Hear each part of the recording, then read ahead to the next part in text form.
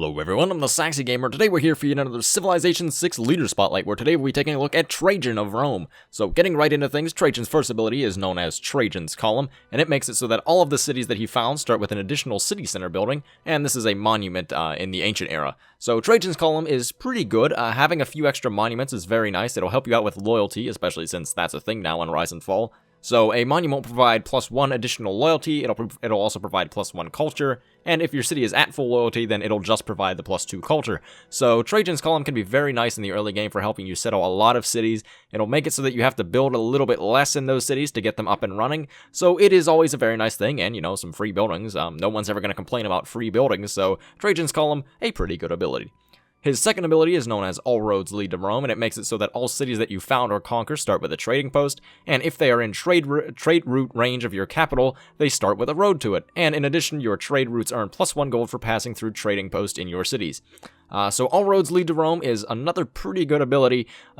Getting free roads whenever you're in trading range of your capital is pretty okay. It's not outstanding, especially if you were planning on sending a trader anyways, but this can be really nice in the early game if you're settling out. That can make it easier to send military units around your empire, especially if you're gonna conquer a city. If you conquer a city and it's within trade route range of your capital, you'll get a road there that'll make it easier for you to send units there if that's like the front lines of the battle. So that part is very good. Getting a free trading post is good because it makes it so that you'll get a little bit more gold, and in addition, you also get +1 more gold for passing through trading posts. So that makes the free trading post even a little bit better. So both of Trajan's abilities very focused around just expanding massively, and they work well. They work quite well together, and just make him a very expansive civ. So as far as Rome's unique unit is concerned, we have the Roman Legion, which is a unique unit that replaces the Swordsman. It has a melee strength of 40, which is up 4 from the Swordsman, a movement of 2, which is the same as the Swordsman, and a production cost of 110, which is +20 from the Swordsman. It has some special abilities as well. They can all construct Roman forts and roads, and they have 1 build charge to do so. So roads are pretty self-explanatory. They're just roads. They're, the same thing that military engineers or traders would build, and Roman forts are the exact same thing as forts. They provide the same bonuses, so +4 combat strength if you're sitting on them, and 2 levels of defensive, whatever it's called, defensive fortification if you're on them. They're the same thing as forts, except you can just get them earlier with the Roman legions. So you can use those. The Roman legions each have 1 build charge, and they also require no resources to build. So the Roman legions are actually pretty strong units, simply because of the fact that they replace swordsmen. They have, a little bit higher combat strength, and you can make your forts if need be. So what you can do with the Roman legions is build up a bunch of warriors in the early game as you're, settling all of your cities. And then whenever you have all those warriors, you can get your Roman legions. It doesn't matter if you have iron or not. You can upgrade all your warriors into Roman legions and just go rush somebody. And they should be able to beat most other units out, especially since they have that +4 strength from swordsmen. So swordsmen are pretty strong already, just considering where they are. And Roman legions are just even a little bit stronger. And the other thing about Roman legions that's nice is that the additional production cost doesn't really matter too much, because most of the time you'll be upgrading into Roman legions. So I would highly recommend building warriors first and then upgrading into Roman legions. Don't try to build them outright. Just because, if you upgrade into them, then that extra production cost doesn't matter, so that little bit of weakness, it's, totally negated. So, Roman legions overall, pretty good. They're decent, they're very nice for early game pushes, and for that reason, I think they are pretty valuable. Moving on to Rome's unique district, we have the Bath, which is a unique district that replaces the aqueduct. It must be built adjacent to a source of fresh water, so that would be your mountains, your lakes, your rivers, or your oases, or oases. I don't know what the plural of oasis is, but it must be adjacent to a source of fresh water, and once you build them, they provide +8 housing if the city does not already have fresh water, but if you do have fresh water, then it'll provide +4 housing, and both of those are +2 from the aqueduct. So normally the aqueduct would provide +6 and +2, but the Bath instead provides +8 and +4, and in addition the Bath provides +1 amenity.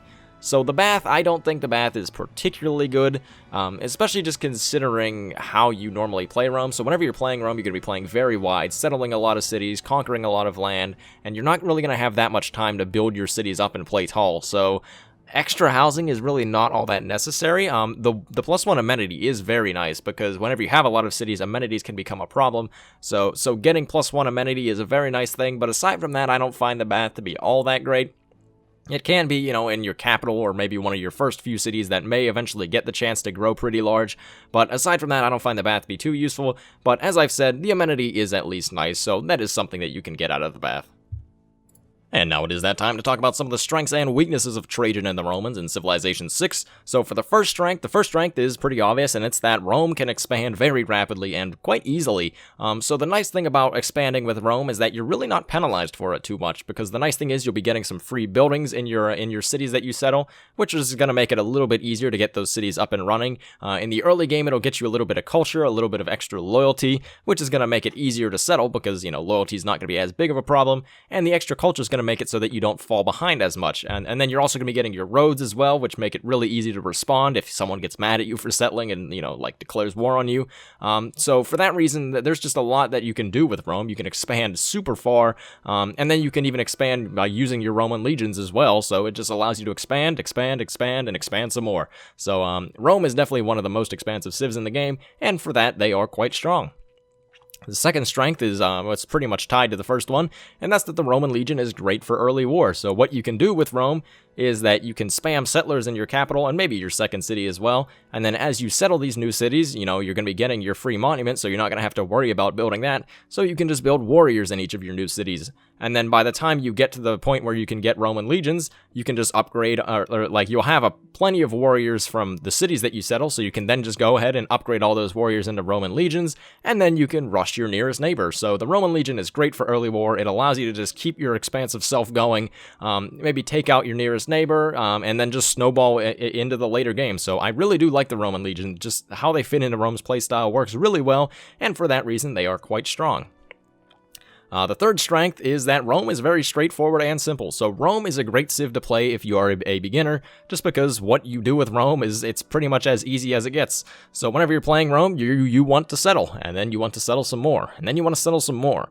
And then maybe you want to conquer a neighbor, but then you want to settle some more, and you just want as many cities. It's really just simple. Like there's nothing you have to synergize with it. There's nothing you have to really worry about. All you have to do is make sure that you're putting down cities, and then you can just pretty much build whatever in them, and it's not going to matter because you have so many cities that you'll still be getting pretty high yields. So for that reason, I would highly recommend Rome as a beginner civ if maybe you're someone who's just getting into civ, because what they do. It's really hard to mess up because all you have to do is expand, and as Rome, that will get you in a pretty good spot. As far as Rome's weakness, though, their big weakness is that they are really totally reliant on expansion to set them ahead. So the problem with Rome is that, they get a lot of these bonuses to expansion and making new cities and, getting roads out and all that stuff and trading. But aside from that, they don't get any other bonuses. Like, they don't get any combat bonuses. They don't get any yield bonuses. I mean, sure, they get that little bit of bonus to gold from trading posts. But aside from that, they're really lacking in bonuses. But that doesn't really matter as Rome, because if you have enough cities, then you're going to be having high yields anyways, because you'll have a lot of stuff that's producing yields, so it'll work out in the end anyways. But I do consider that to be a weakness, because you're really, really locked into playing as wide as you possibly can be. And for some people, that's a very hard thing. Like for myself, especially, I normally don't like to play particularly wide, so myself and Rome don't get along very well. But if you fail to be able to expand, or if someone stops you from expanding, then Rome really crumbles very fast. And now it is that time to give Trajan and the Romans their tier ranking. So if you're new to the series, what I do is I give each civ a tier ranking in each of the 4 victory types, so domination, science, culture, and religion, and those 4 tier rankings just kind of gauge their overall proficiency at attaining either of the rankings. And I also give them an overall ranking as well that takes into account other things such as their spawn bias, their versatility, their unique attributes, and that ranking just kind of pits them against the other civs in the game. And all of our rankings go from S to F, with S being the highest and F being pretty terrible. So let's go ahead and rank Rome. So domination's up first, and well, I think that Rome deserves a B in domination.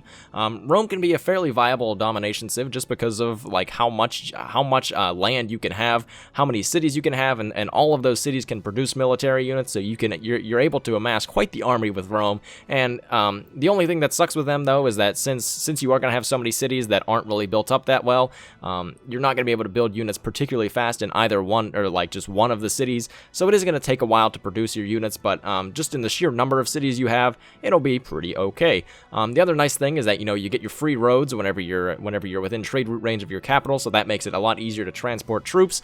And just the amount of mobility you have with Rome, like combined with the amount of land and just sheer mass that you'll have as Rome, makes them quite a viable domination civ, because they love to expand, and domination causes you to expand, so it kind of just works well together, and for that reason, I think they deserve a B. Science is up next, and, well, once again, I think they deserve B for much of the same reasons. Just in the fact that whenever you're playing Rome, you're going to have a lot of land, which means a lot of places to build campuses, a lot of places to put down some industrial zones, and it'll just end up working out that you can find yourself quite ahead just in having a ton of yields from having a ton of cities that have a ton of campuses. So, sure, Rome doesn't get any direct bonuses, but, Rome doesn't really get any direct bonuses to anything except for, well, expansion. So for that reason, I still think that they deserve a B, just because they are able to get quite high science output just because of how many campuses they can put down. Culture is up next, and I think Rome deserves an A in culture, just because of, well, once again, the amount of land that they can have. In addition, though, they also do get their free monuments in the early game, so that'll help them keep up or get ahead in culture in the early game. But the other thing is, in the late game, whenever you have as much land as you will with Rome, that's plenty of space for national parks, plenty of space for seaside resorts, and it just gives you a lot of options for what you can do with culture. So, just having that much land makes it so that you have so much space to put down whatever you need. You can get ridiculous tourism output, and then you'll end up winning a culture victory. So, well, for pretty much the same reason as the other two victory types, Rome deserves an A in culture. And religion's up last, and, well, I think Rome deserves, yet again, a B in religion for pretty much the exact same reasons. They'll just have a lot of cities, they can get a lot of holy sites, and the other thing is with religion, if you have a lot of cities and they're your cities that are converted to your religion, that's going to exert at least a moderately reasonable amount of pressure, so it is going to be quite terrible for anybody else to try to convert your entire civ, or, half of your civ, to their religion, so it'll be really difficult for anybody else to convert you just because of how many cities you have, so for that, combined with the amount of holy sites that they can get from being expansive, I think they deserve a B. And for their overall ranking, well, this one's going to be I bet it's going to be quite the surprise, but I think they deserve a B. So Rome is an interesting civ in that they really, outright, they don't really have very many bonuses to anything, but just because of their general playstyle and their ability to expand, they kind of become okay in everything. They're not really outstanding in anything, but they're okay all around, and they're really easy to play. So considering the fact that they're not really weak and they're not terrible in anything, just because they'll be a giant empire, I think that they deserve a B because they can pretty much do anything they want, just in the sheer number of cities that they have. So for that reason, they're pretty okay, and I think they deserve a B.